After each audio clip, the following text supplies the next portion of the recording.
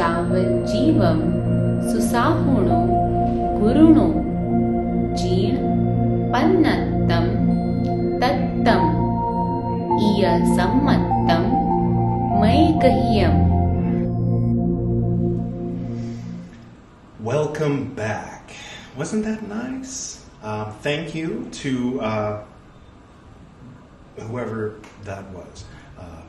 That link, the beginning of that is what you just heard, and the words, excuse me, that you saw, though maybe out of sequence. You know how it is when you're translating something from a language that's not English. Sometimes word order is a little bit unusual, so we'll allow Upadhyaya Amar Muni to translate that better for us. But before we get started, excuse me, if this is your first time seeing me, then it's better to start here. That'll take you to the whole playlist for Edward Reeves' Buddhist Books podcast. By the way, hello to you who are listening, who hear and see nothing when I say click here because you're on a podcast. I hear you, I acknowledge you.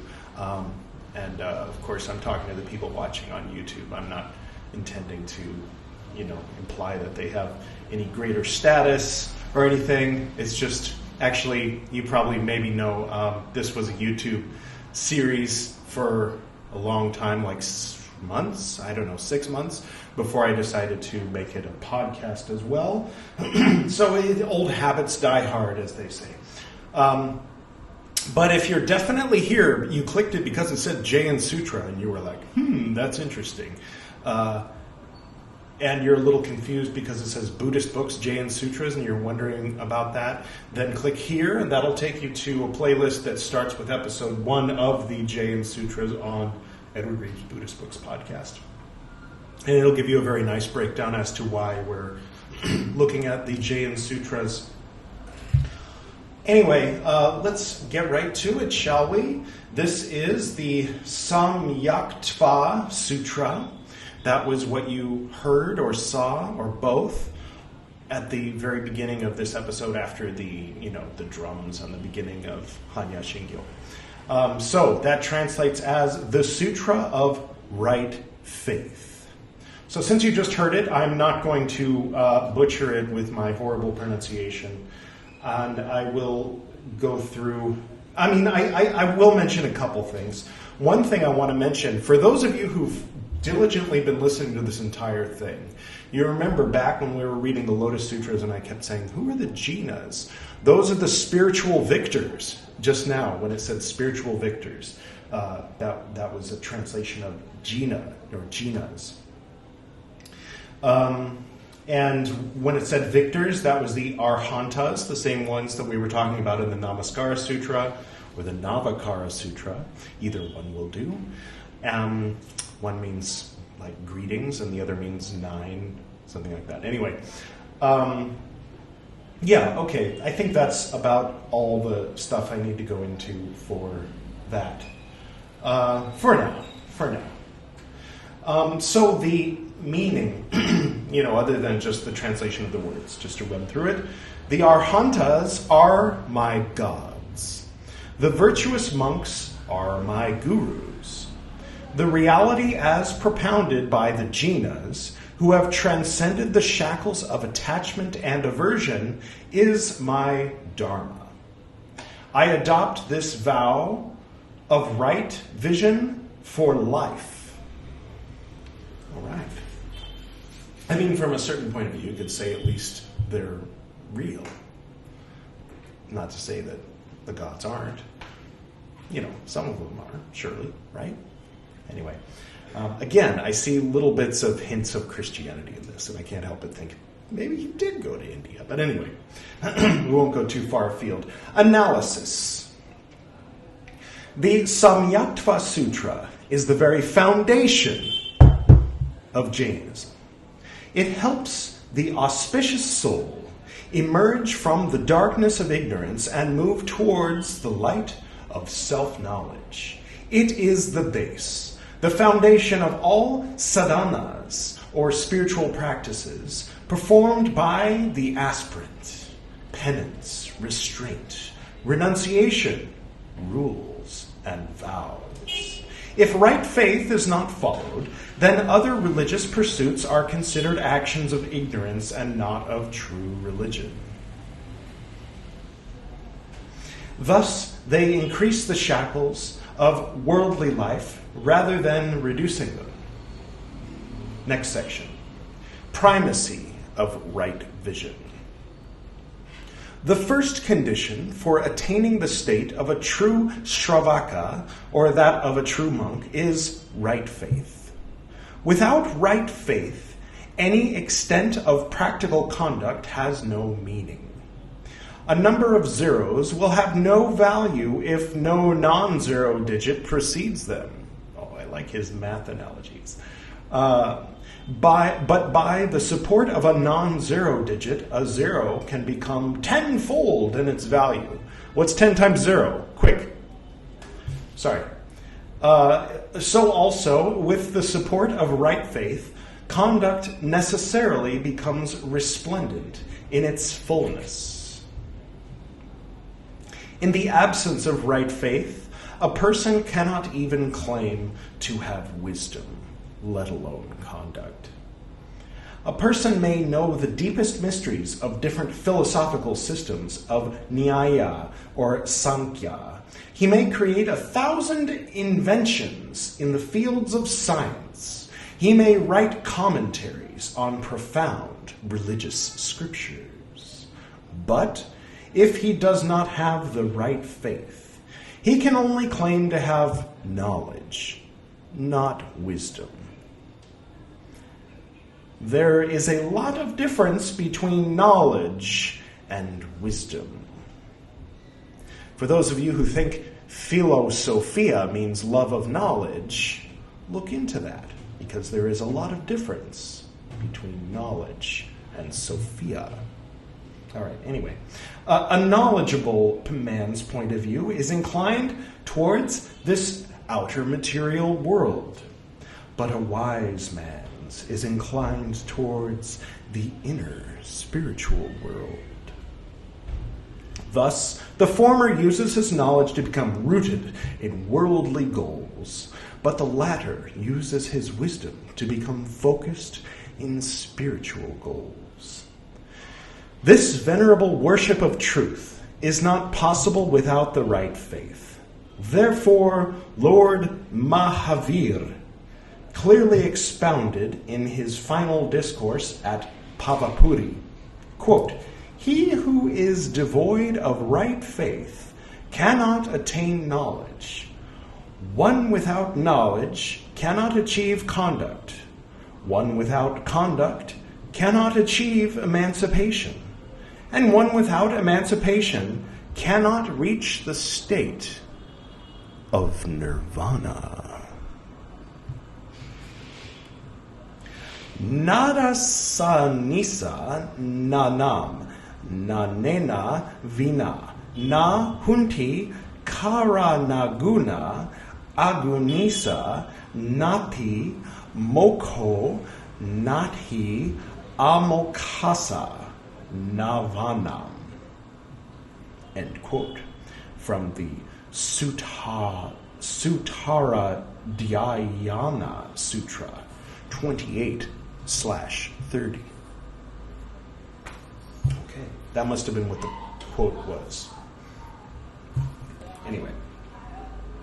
3 states of the soul. To understand what Samyaktva is, let us understand that all souls in this world are divided into 3 states. Is it like a clover? External self, or Bahiratma, inner self, or Antaratma, and supreme self, or Paramatma. Okay, sidebar. Atma. Okay, they all end with Atma. So, the first one starts with Bahir. The second one, Anar. The third one, Param. External self, Bahir. All right. Inner self, Anar. Inner anar, inner. There's maybe one of those Proto-Indo-European root phenomena. Supreme, param. Param. Param. All right. Bahir, anar, param. Bahiratma, anaratma, paramatma. All right. Let's see if we remember that. Okay. In the first state of external self, or bahiratma, the purity of the soul is tainted by vision-deluding karmas. In parentheses, mityattva mohaniya karmas. Okay, so that means vision-deluding karmas. Okay. Which by their rise make the soul perceive an object or action as it is not. Thus the soul, not the fowl, though sometimes, surely, the soul is foul, but moving right along. Thus the soul is continually trapped in wrong resolves and matters of material pleasures as its ideal, and wastes its energy in trying to attain them. Such a soul never looks towards the right resolves. He feels animosity toward the right path and is drawn towards the wrong path. This is the nature of the external self. How many nights have you spent sleazing around in bars? Be honest. It's okay, no judgment here. Little judgment. No judgment. In the next state of inner self, or anaratma, the decline of these vision-deluding karmas leads to ksayopasama. Cytoplasm? No. Ksayopasama, or destruction and subduance of karmic matter, allowing the soul to become illuminated by the light of right faith. Here, the soul confronts the true religion, not the brand, the true religion of the soul, experiences detachment from material joys, drawn towards the nature, the true nature of the self, and feels the awakening of oneness between the soul and the supreme soul. Thereafter, as the cloud of the conduct-deluding karmas, or karitra mohaniya, begins to clear, the soul, in its clarity, turns away from external forms and becomes focused on its inner form. Conquers the blemishes with its evolution, adopts vows and restraints, and attains the state of a true aspirant and a true sadhu. Not just those creeps that wear orange and hang around and harass young lady tourists. Those aren't real sadhus. Those are just people wearing orange. Just so you know, that happens. If you come to India, don't expect everybody with a beard wearing orange to be a true sadhu. That's all I'm saying. I don't think anybody would disagree with me. The third state of paramatma is the supreme state. As the soul develops its spiritual qualities and attains its innate form, it destroys the blemishes caused by knowledge obstructing and other negative karmas. It is finally illuminated with the light of Kevala Jnana, as J-N-A-N-A. I hope I'm pronouncing that right. I'm pronouncing. That's English. And Kevala Darshana. Then it attains the supreme state of paramatma. This is the nature of paramatma in Jaina thought. Gunasthana, a pointer to self-evolution. Sorry, it's impolite. Gunasthanas are the 14 stages. Ooh, does it involve falling 3 times and stripping naked and getting your hands? Okay, the 14 stages of spiritual. Does someone wipe your face partway through? Do you get to meet your mother? Do you know what I'm talking about? If not, I'm sorry, it's a Catholic thing. Okay. Gunastanas are the 14 stages of spiritual development in Jaina thought. The first, second, and third stages refer to the state of Bahiratma. The fourth to 12 stages, the fourth to 12th stages indicate the state of Anaratma. The 13th and 14th stages refer to the supreme state of Paramatma. Actually, that lines up rather nicely. Just for those who are familiar with it, you know, you're speaking English, maybe you're familiar, maybe you've seen it somewhere, or whatever, maybe you've been to Jerusalem, I don't know. But so the first through third, that would be, let's see, I've forgotten the Latin, it's been a few years. Condemnator, Jesu mortem ad condemnator, something like that. Anyway, Pontius Pilate condemns Christ to death, right? Washes his hands and says the Jews did it, right? You remember that. Source of anti-Semitism, that whole thing. So, yeah, that's the first station. Second station, Jesus takes up his cross. And the third station, Jesus falls for the third time. So, 1 through 3 is Bahiratma, the external self. Then the fourth, that's where he meets his mother. Through the 12th, that's where he dies on the cross. That's really interesting. That's the internal self, or antaratma. The 13th is the pieta, or the Virgin Mary holding the corpse, of the Lord. Different Lord.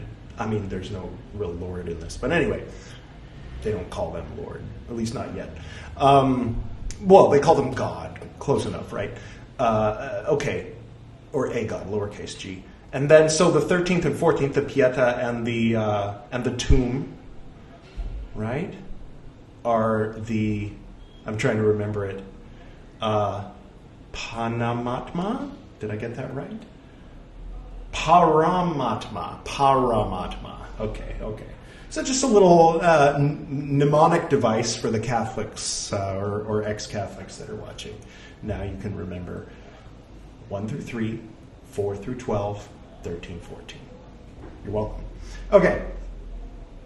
Every aspirant comes, yes, I'm saying it that way on purpose. Every aspirant comes out of the state of the external self or Biratma and enters the first state of inner self or Antaratma, i.e. the right faith.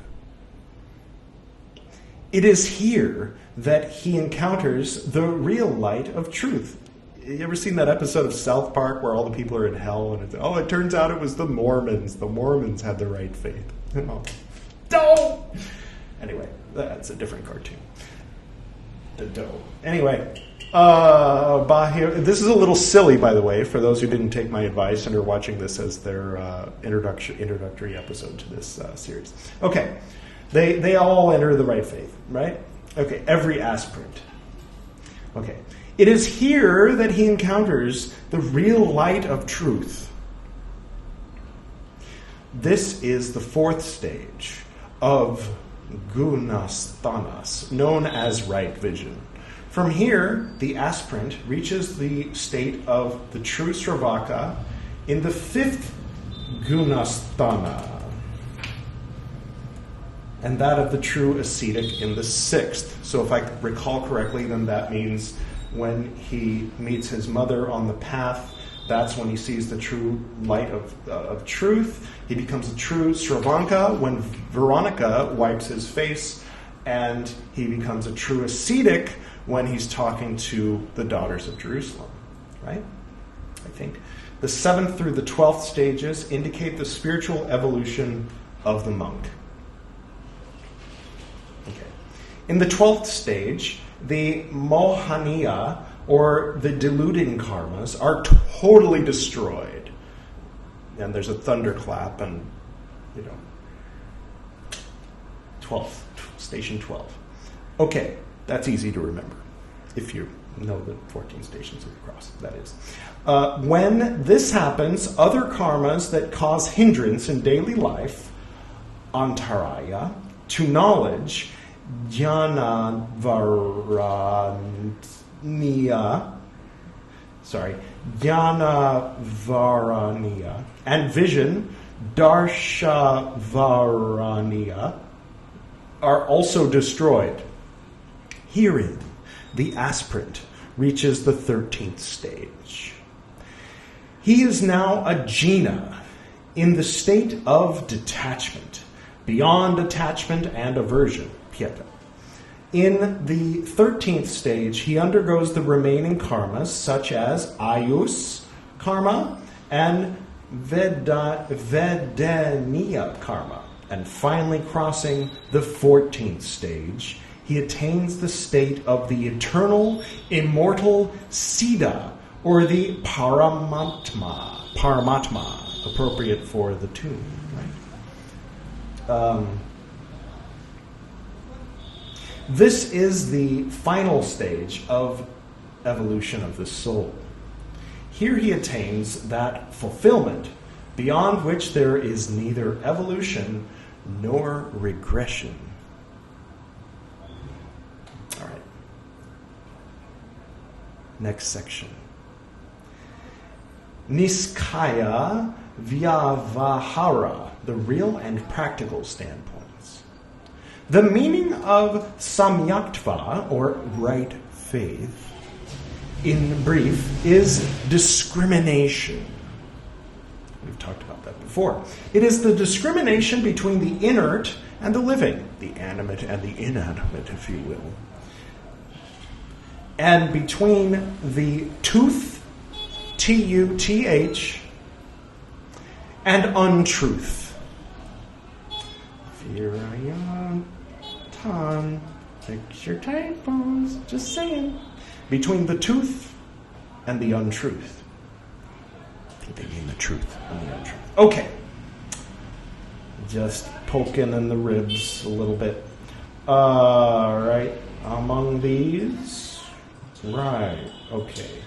That leads life on the right path. Okay. So, the discrimination between the truth and the untruth leads you onto the right path. Right? That kind of discrimination is good, right? So we need to discriminate between the good discrimination and the bad discrimination. Okay, not really, unless your mind is... Anyway, walnut-sized. Walnuts do look like little brains. All right. In the scriptures, Samyaktva has been divided into many types. Among these, the one that, like in the RCIA, they've got like the 57 different types of faith. Anyway, among these, why is this one like a Catholic heavy one? I don't know. Among these, the one that is most important is that of the real and practical standpoint. The soul which is born from spiritual evolution becomes interested in understanding all that needs to be known. Jnaya, J-N-E-Y-A, Jnaya, it's like the NG, the I, in ing, there's like running. So start a sentence with the Jnaya, right? You with me? Jnaya, or knowledge of true concepts such as soul and non-soul. Okay. Is that all the definition of Jnaya? Or anyway. It refrains from actions and thoughts to be shunned. Heya, or sins, such as violence and untruth. Oh, all right. I don't acknowledge that those are sins. Usually. Okay. And adopts the path of spiritual enhancement, upadaya, or the right path of vows, principles, and regulations. Because that's the right path.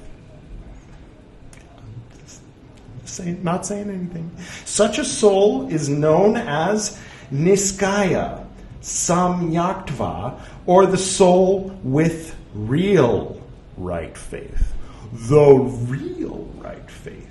The practical right faith is primarily faith-oriented, one would assume, right? Thus, to shun the wrong God, wrong teacher, and wrong religion, and to keep firm faith in the right God, right guru, and right religion are aspects of the practical right faith. Well, all this. I'm just kidding. Anyway, yes. So, practical right faith is thus the external form of real right faith. Faith is that which emerges from the heart on seeing the evolution of spiritual energy in another being. Let's read that again, because it didn't immediately sink in. All right. Practical right faith is thus the external form of real right faith. Faith is that which emerges from the heart on seeing the evolution of spiritual energy in another being. That's faith. Okay. All right. Okay. I'll buy it. That's a definition of faith. What about hearing about it? It says Thomas, doubting Thomas, right? No. He who believes without seeing is even more blessed than you, Thomas. Sorry, I didn't mean to do like a faux gay thing there. That's sort of like an arcane form of humor, isn't it? I grew up watching Eddie Murphy. That's not an excuse, it's just an explanation. I'll try to behave myself. A lot of gay friends. Anyway, faith is not just an affirmative of the significance of great beings. It also includes an intellectual affirmation of them. All right?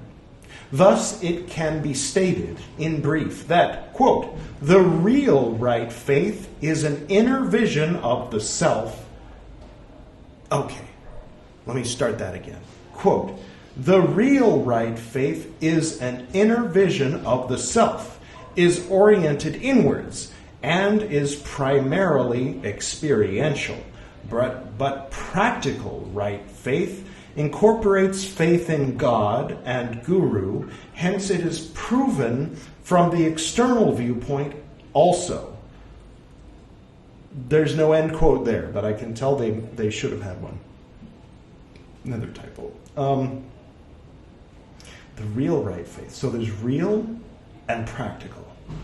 Real right faith is an inner vision of the self, is oriented inwards, and is primarily experiential.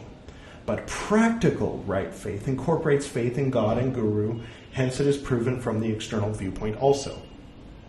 So in the words of the Namaskar Sutra and this sutra, we're talking about practical right faith. One assumes it leads toward real right faith eventually. It reminds me of the external initiation and the internal initiation, not to be confused with the 00 and the 5-6, but like an external 00 and an internal 00, right? Equinox, Confession of the Hierophant, anybody? All right. In this text, we will just read the part you're not supposed to. Oh no, it's not in that part. It's not in the part you're not supposed to read. You can read it. It's in Regardi's book. But it's, after the new Hierophant is installed and then the Imperator calls upon him to make a confession and he stands up and he says, ah! I think there's an Esoteric Nerd episode where I read it once. Episode 10 or 11, something like that, way back. Anyway, in this text, we will also discuss whom one can have faith in, whom one should consider as guru, and what one can consider as religion. I'm sorry, I'm giving the church lady look. Anybody old enough to remember the church lady? Satan. The aspirant takes the vow, quote, Arhantas are my God, the virtuous ascetics are my gurus, and the religion prescribed by the jinas is my religion. All right. I like it. I mean, I like it with qualifiers. I don't need to get into all my little qualifiers. I think by now, if you're caught up, if this is the 40th episode of this series that you've heard rather than the first, then you probably already know what I would say, what my conditional qualifications are. I admit I am a little stunted in my free-flowing talking by the fact that while there are, as this would say, thousands of trillions. Oh no, that was something else. That was the Padmasambhava thing.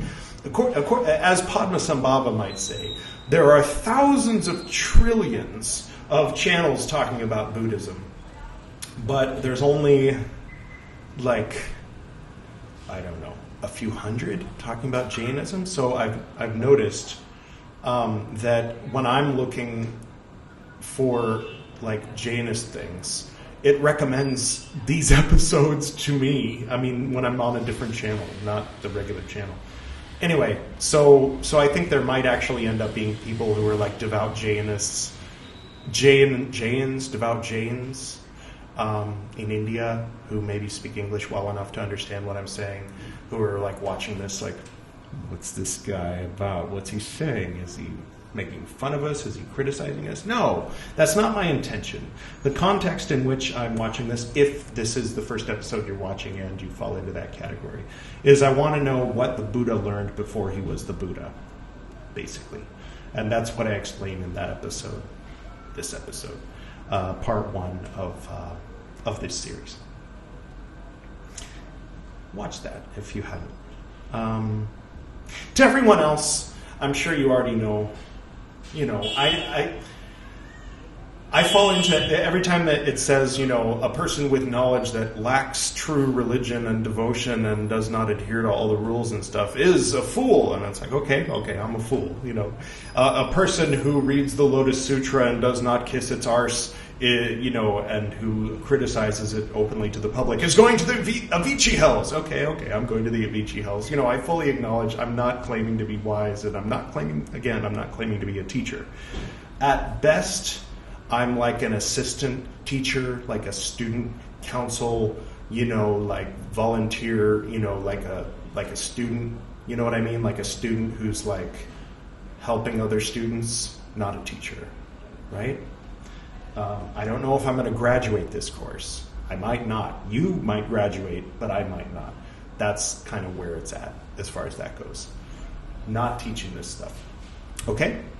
I'm not wearing. When I was looking up this sutra that we're going over in this episode, and there were a lot of people wearing this little white thing here, and I haven't looked into what that is yet, but it's interesting. Anyway, all right. Thank you all for tuning in. I hope you enjoyed this. I hope you learned something and got a chuckle. Hi, Robbie. He's the one person I know is definitely going to be watching this. And everyone else, it's a surprise. Feel free to say hello below if you're watching this on YouTube. And to everyone on the podcast, I hope you have a great rest of your drive, unless you're pulling in right now into your parking spot, in which case, good luck today. Or if you're on your way home, congratulations, you got through the day. And, all right, the next time you see me, the background will be different. All right. Until then, we'll close in the usual manner. To the north and to the south, to the east and to the west, to the spirits of light among us, and to the spirits below, we send out our reverent love and compassion. May all beings be happy. May all beings be serene. May all beings be in peace.